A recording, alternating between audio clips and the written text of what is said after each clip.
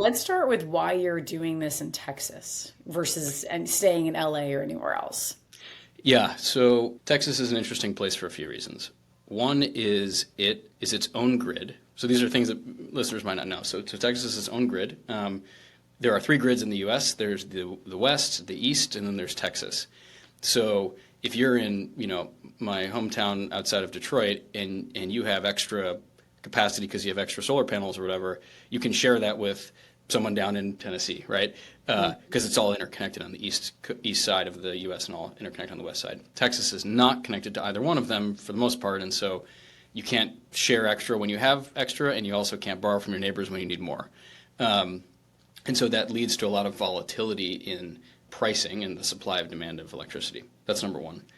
Number two, and I think a lot of people don't know this, is that Texas is the country's leader actually in renewable energy.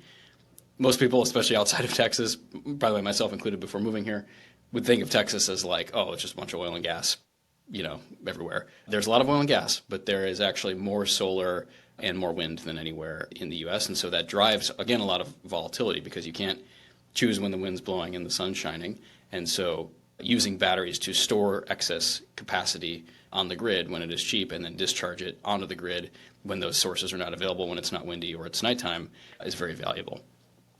The third thing is the way in which we're going to market is unique to Texas and a handful of states in the Northeast. Basically meaning if you're a homeowner in Houston or Dallas or Round Rock or Pflugerville, where we're live today, north of the city of Austin, you have to choose who you buy your power from. So it's kind of a weird concept. Like if you live in Southern California, as an example, you have to pay SoCal Edison. It's like if you want electricity at your house, there's only one option in town.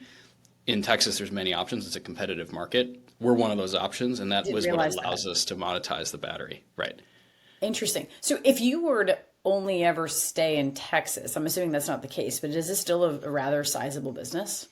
Totally. Yeah. There are 8 million deregulated meters in Texas. You can do the math, but the average electricity bill times 8 million is a lot of dollars of Wow. revenue. Yeah. So the short answer is yes, we could build a huge business in Texas. There are actually many companies that are very Texas specific, especially as it relates to electricity.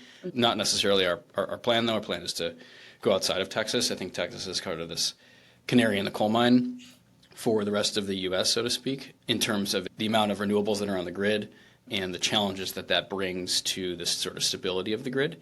And we're excited to go outside of Texas just as we grow. But I mean, as you know, No, yeah. working Like I said, alongside and small I'm companies, startups, you want to sort of stay focused early on. yes, no, of course. So it sounds like you're live. I think you had mentioned that you're live just north of Austin and you have Yeah. customers. How do you pitch this? It's a good VC go to market question, but like, how do you pitch this in like an elevator pitch that lands with the average consumer living in the Yeah. Texas, north of Austin? Like, Yeah. So if you've lived in Texas over the last few years, your power bill has gone up and your power has gotten less reliable. It's just unfortunately a fact. And so in order to both save yourself some costs of those sort of rising energy costs, as well as sort of protect you and your family or your home from power outages, the absolute most affordable way to do that is through our offering. We offer a backup solution that is on the order of $3,000, whereas the absolute cheapest you could, buy and get installed a battery if you bought that battery outright, or a generator if you bought that outright, is in the sort of tens of thousands of dollars. Backup used to be a sort of luxury product that only wealthy people had as sort of an accessory.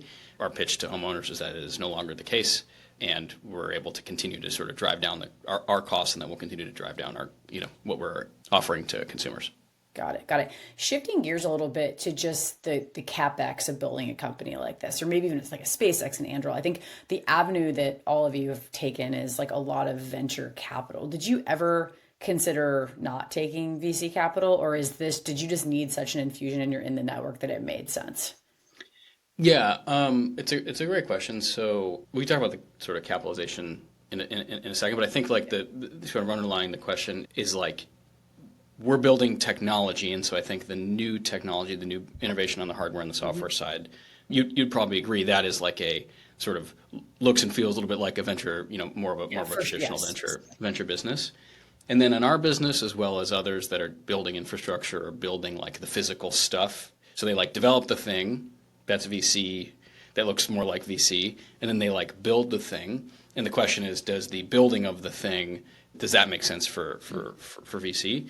So obviously the first half does. The second half, I think, like over time, and you've seen this from other companies in the space, in the energy space or in manufacturing, they often use other funding sources for CapEx, and they use the venture capital to go develop the hardware and software, so the OpEx side. Very roughly, long term, that is our plan. In the early days, like it is today, it's been great to partner with a number of VCs that are very thoughtful about building these sorts of businesses and have invested in the SpaceXs and Andurils of the world, and sort of know how this sort of transition from develop the thing to like most of your money is spent is on building the thing now, and you can use sort of different funding sources. Yeah, for I that. think there was, gosh, I don't want to misquote Delian, but with Varda, I think he said something like, we'd likely need to prove this out. I think it was around 100 million or 150. And then at that point, if it doesn't work, it's probably just not going to work. Is there a number for what you're doing? Because I'm assuming it's obviously not cheap. It's not cheap, turns out. So well said. Yeah.